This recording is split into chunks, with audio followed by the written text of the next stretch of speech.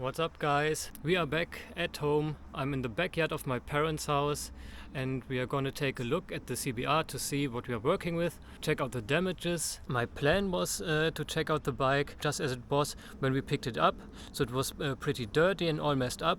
I thought we could make a little research and wonder what happened to the bike, but my father wanted to do me a favor and cleaned it all up when I was gone. So now the bike is all cleaned up and we can't do that anymore, but I can show you a few pictures of the auction, what it looked like when we picked it up, so maybe we can try to use that footage, these pictures, to guess what happened to the bike.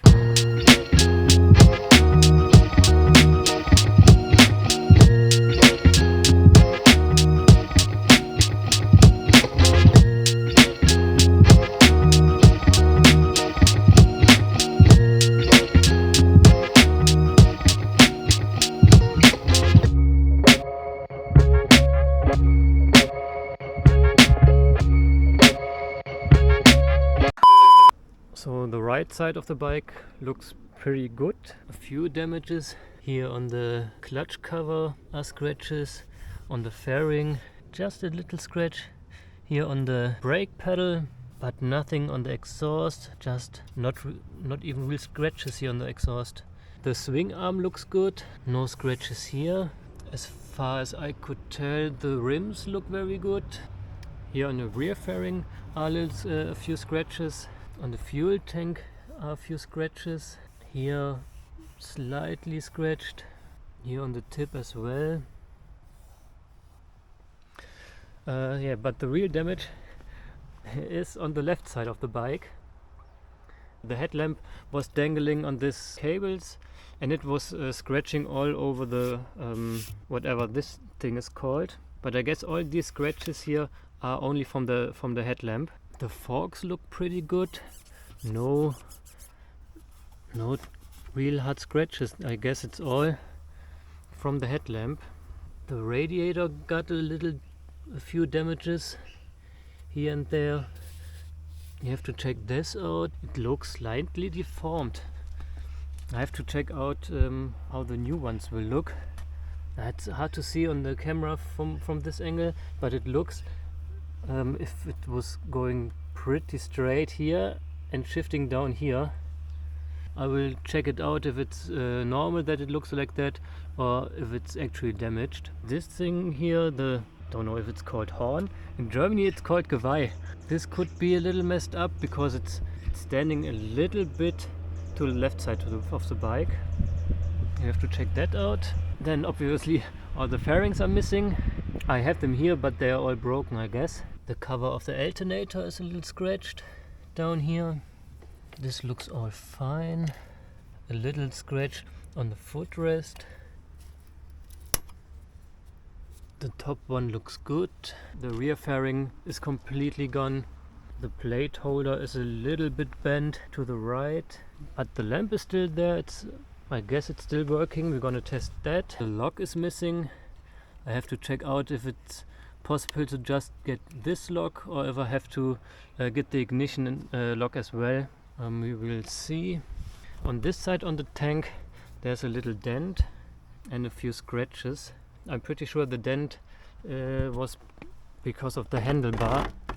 The handlebar don't touch the tank, but I could imagine with your hand and the gloves and so on, maybe it was enough for impact, because it's the lower triple treat is getting blocked as it should, and must have been the hand that got beaten up there.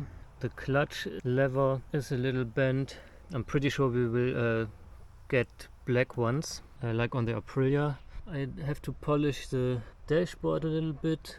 Here you can see it's a little scratched, but all in all not too bad. One mirror is missing. Most or maybe all of the broken parts I have here with me. This is the mirror. I never knew that it was some kind of cushion in here. Pretty interesting. Here we got the headlamp. Multiple of the brackets are broken, like here, I guess almost everywhere. Here something broken, here something broken. I will definitely have to replace that, but I will check if it still works, and maybe someone can use it for something, I don't know. One thing I was wondering is why the lamps are also so messy or so crooked up or something like that. I thought it was because the bike was standing outside, but the bike is from May 2024, and even if it's outside day and night, the lamps would never look like this. But when I hold it in my hand, there seems to be dirt everywhere in it. So I guess it's just dirt, and I will try to clean them up from the inside. I will replace them, but maybe someone else will use them. We will see. Here I got owner's manual, and the bike is lowered. So this is the papers of that, and that we can see here. This part is for the lowering. So I have to check out how to get this out, because I'm pretty tall, and so it doesn't make any sense. Here's some kind of air tunnel. I guess it's from the ram air system. This looks like the rear fairing maybe. And here's the rest of the fairings. So they attached it all together. We will cut it free. So here do we have one of the side fairings with the indicator. This seems to be the top half of the side fairing. Don't know what this is. Maybe parts from the inside from the side fairing. It's all something like that. Today I received the papers of the bike. It had one previous owner. It was a girl. So that explains why the bike is lowered. Maybe I can find her on social media or something like that, and she could tell me what really happened to the bike. That would be very, very interesting, at least for me. A few facts to the bike. It's 2024 Honda CBR 650R. It's from May 2024. It got 2,500 kilometers on the odometer, so it's basically brand new. As you maybe saw in the last video, the bike is running and driving, what's pretty great, so I don't have to worry about that. One thing I found very interesting, the bike has a new Honda e-clutch. This is so weird to drive. You don't have to pull the clutch to shift. You can just start the bike in neutral, tap on the foot pedal, put in first gear without pulling the clutch, and just start driving, and then you can shift like with a quick shifter or with a blipper, but you don't have to rev high or something like that. When I read it right, it's something like double clutch system combined with a blipper and a quick shifter, and drives like automatic in manual mode. It's pretty crazy.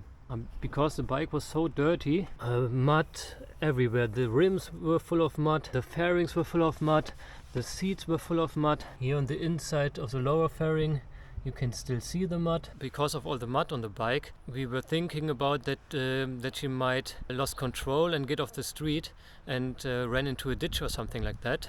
And when she drove into the ditch, she just slided there into the mud or something like that, because it's the damages are so low, just little scratches. Okay, the broken fairings and so on, it's quite normal when you crash a bike, even on soft ground. And the only thing I really don't understand is why are there the scratches on this side? Because when the bike falls to the left side and all there gets destroyed, it makes no real sense that something like this is on the right side. Maybe we get lucky and I can reach out to the girl who owned it before me, and maybe she can tell us more. We will see. For now we will put the bike into the bike room. As I mentioned in my first video, I'm just starting to make these videos in English, so probably you won't have seen my German videos where I rebuilt a broken Aprilia. It was an Aprilia R660, and my parents were so kind and let me use my old room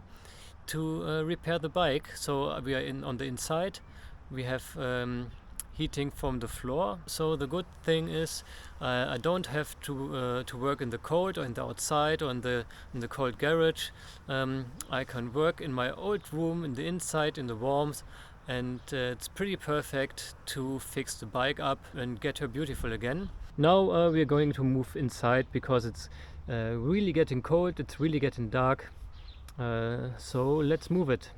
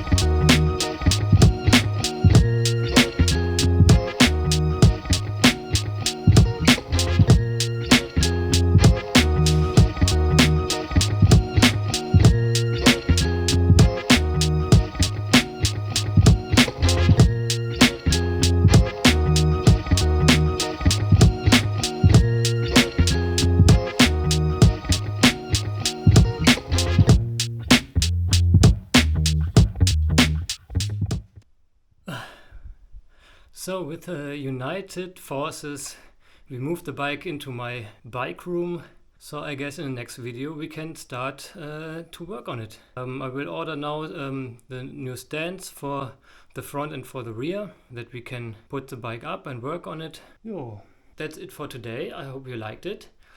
Please leave a thumbs up, please subscribe to my channel, and I will see you guys next time. Bye bye. Let's go.